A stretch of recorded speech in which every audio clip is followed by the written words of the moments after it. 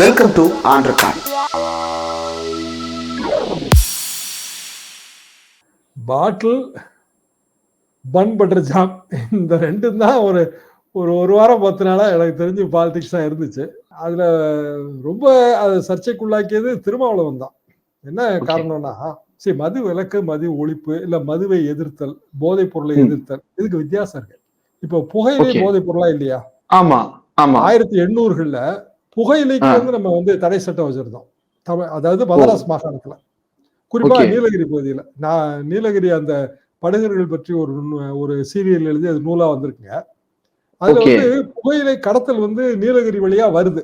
அதை தடுக்கிறதுக்கு கோயம்புத்தூர்ல இருந்த வெள்ளைக்கார ஆட்சி அதை தடுக்கிறதுக்கான முயற்சிகள், இதை பத்தி எல்லாம் அந்த நூல்ல இருக்கு. புகையிலை போதைப் பொருள் இல்லையா? நம்ம புகையிலை எதிர்க்கிறோம். எப்படி எதிர்க்கிறோம்? Cigarette smoking injuries to health, அப்புறம் புகை எதிர்ப்பு பிரச்சாரங்கள். ஆனா புகை விலக்கு நம்ம பண்ண முடியுமா? Totally not possible. அது யாரும் கோரியதும் இல்லை இதுவரைக்கும் சமீபத்துல. ஆனா நீங்க இப்ப பாமக எல்லாம் புகை எதிர்த்து நிறைய பிரச்சாரம் எப்பவுமே பண்றாங்க. பண்ணலாம்னு சொல்ல முடியாது. ஆனா அதை நம்ம டிமாண்டா வைக்க முடியாது. புரியுது. என்னன்னா நாட் பாசிபிள், அவ்வளவுதான். ரொம்ப சிம்பிள் தான். புகையிலையால அரசுக்கு வருமானம் வருதா வரலையா? சிகரெட் கம்பெனியால வருமானம் வருதா வரலையா? அதுல இருந்துதான் செஸ்ஸுக்கான இழப்பீட்டு தொகையே ஒன்றிய அரசு மாநிலங்களுக்கு எடுத்து கொடுக்குது. இழப்பீட்டு தொகையை மத்திய அரசு மாநிலங்களுக்கு எடுத்து கொடுக்க. அப்போ மது ஒழிப்பு, மது எதிர்ப்பு, இல்ல போதை எதிர்ப்பு, அது வரைக்கும் அந்த கான்ஃபரன்ஸ் சரிதான். ஏன்னா ஒரு கான்ஃபரன்ஸுக்கு ஒரு சென்ட்ரல் தீம் வேணும். போன முறை வேற தீம் வச்சிருந்தாங்க. இந்த முறை இதுதான் எங்க தீம்னு டிவி டிபேட்டுகள்ல பங்கெடுத்த விசிக நண்பர்கள் கூறினாங்க. அதெல்லாம் சரிதான். ஆனா மது விலக்கு நீங்க கோரினீங்கன்னா அது ஸ்டேட் பாலிசி. அப்போ நீங்க மாநில அரசின் கொள்கை, அந்த கொள்கையை எதுக்குறீங்க, அப்படிதான் அது அர்த்தம் கொள்ளப்படும். அது பாசிபிள் பாசிபிள் இல்ல. அது போக அவர் வைத்த இன்னொரு குற்றச்சாட்டு, அந்த மதுனால கிடைக்கிற வருமானத்தின் மூலமா தான் நீங்க சமூக நல திட்டங்களுக்கு செலவு பண்றீங்கிற குற்றச்சாட்டை வைத்தார் திருமாவளவன். அப்போ அது இயல்பாக என்ன புரிந்து கொள்ளப்பட்டது அப்படின்னா, இவர் திமுகவோட கூட்டணியை விரும்பல. ஏன்னா அதுக்கு மரக்காணம் கள்ளசாராயம் அது நடந்து எவ்வளவு மாசம் ஆச்சுங்க. அதுக்கு இப்போ போய் கருத்து சொன்னாரு. கள்ளக்குறிச்சி பேரு விக்கிரவாண்டி தேர்தல்லாம் நடந்து அதுல எல்லாம் அவரு திமுக கூட்டணியில இருந்தாரு. அதுக்கும் இப்ப கருத்து சொன்னாரு. அதுலயுமே அந்த 10 லட்சம் ரூபாய் நிவாரணம் அது அதிகங்க. 10 லட்சம் ரூபாய் நிவாரணம் நான்லாம் உண்மையிலே ஒரு எழுத்தாளனுக்கே 5 லட்சம் ரூபாய் மேக்சிமம். 10 லட்சம் ரூபாய் கொடுக்குறாங்களான்னு எனக்கு கூட அதுல எதிர்ப்பு கருத்தெல்லாம் இருந்துச்சு. ஆனா அது ரொம்ப நாள் ஆயிப்போச்சு. இப்போ கள்ளக்குறிச்சியில ஒரு மாநாடு நடத்துறங்கிறதுக்காக மீண்டும் ஒரு முறை அந்த 10 லட்சம் ரூபாயை சுட்டி காட்டினது, இது எல்லாம் சேர்ந்ததுதான். It's a snowballing effect. அப்ப அவர்தான் இந்த டிபேட்டை கிரியேட் பண்ணாருன்னு சொல்றீங்களா? அவர்தான் இந்த டிபேட்டை உண்மையிலேயே கிரியேட் பண்ணாரு. ஏன் சார் அதை செய்யணும்? அந்த இடம் தான் உண்மையிலே புரியல. என்னன்னா அது பொலிட்டிக்கல் சூசைடு தான். அவர் திமுக கூட்டணியை விட்டு வெளியில வந்தா உண்மையிலே இப்போ வேற கூட்டணியில அவருக்கான வாய்ப்பு இல்ல. அதிமுக கூட்டணிக்கு போகக்கூடாதுன்னு நான் சொல்லல.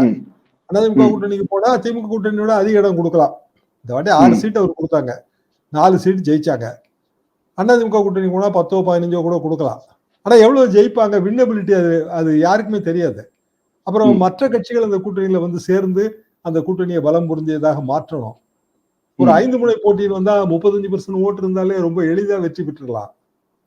அந்த வாய்ப்பு திமுக கூட்டணிக்கு அதிகம். 35% ஓட்டை கன்சாலிடேட் பண்றதுக்கான வாய்ப்பு. இதுக்கு அடுத்த கட்டமா தான் அந்த பழைய வீடியோ போயிருந்தது. இதெல்லாம் வரிசையா நடந்து முடிஞ்சிருச்சுங்க. நடந்து முடிஞ்சு அதுல நடுவுல ஒரு சின்ன டைவர்ஷன் மாதிரி தான் அன்னபூர்ணா, நான் அதுக்காக தான் பன் பட்டர்ன்னு சொன்னேன். அன்னபூர்ணா விவகாரம் வந்த உடனே ஒரு நாள் 2 நாள் பொலிட்டிக்கல் டிஸ்கோர்ஸ் கொஞ்சம் வேற மாதிரி போயிட்டு இருந்தது. தமிழன் தன்மானம், அது எப்படி மன்னிப்பு கேட்கலான்னு அப்படி போயிட்டு இருந்தது. அப்ப திருப்பியும் இவரு தன் பக்கம் இழுக்கிறதுக்கோ இல்ல ஏதோ ஒரு காரணத்துக்கோ பழைய வீடியோவை போயிருந்தாங்க.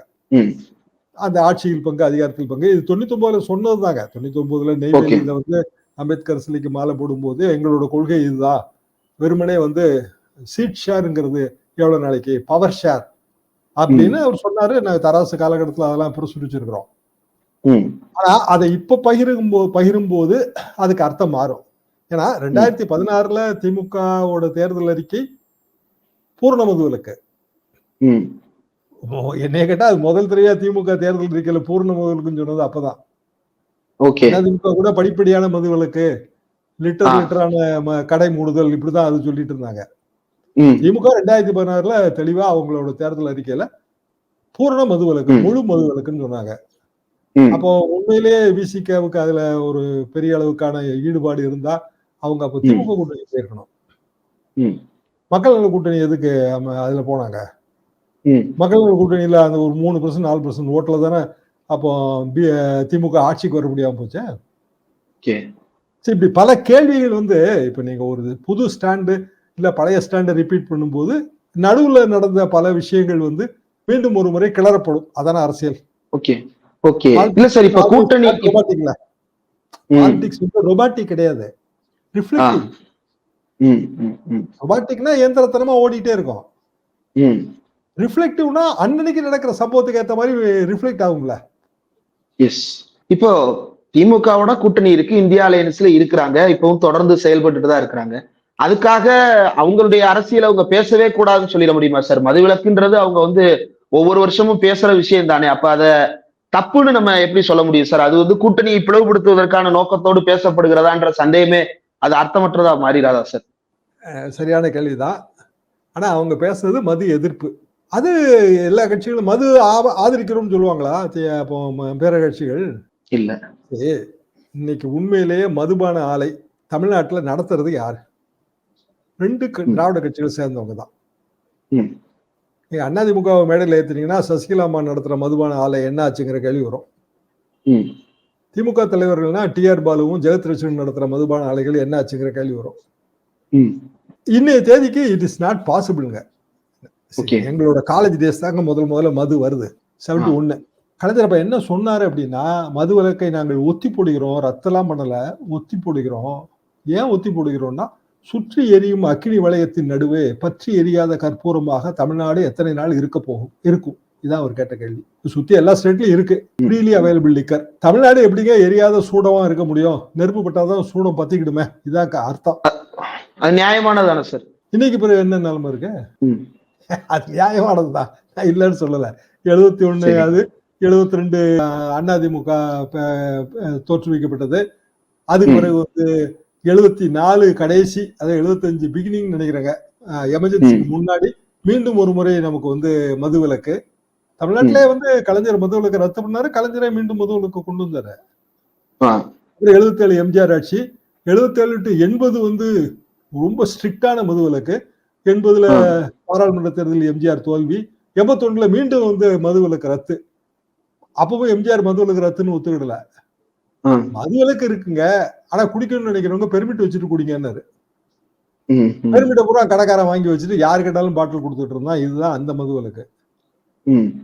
மது கொள்கையில் தமிழ்நாட்டுல பல தள்ளாட்டங்கள் இருக்கு, அது எல்லாருக்கும் தெரியும். அப்போ பூரண மது விலக்கு அப்படிங்கிற டிமாண்ட் அது தேசிய அளவுல கொண்டு வரணும். இன்னைக்கு திரும்ப பேட்டி பார்த்தேன், தேசிய அளவுல கொண்டு வரணும். நம்ம கான்ஸ்டியூஷன்ல இருக்கு. கான்ஸ்டியூஷன் நம்ம எப்போ அமலுக்கு கொண்டு வந்தோமோ அதுல இருந்தே அது இருக்கு.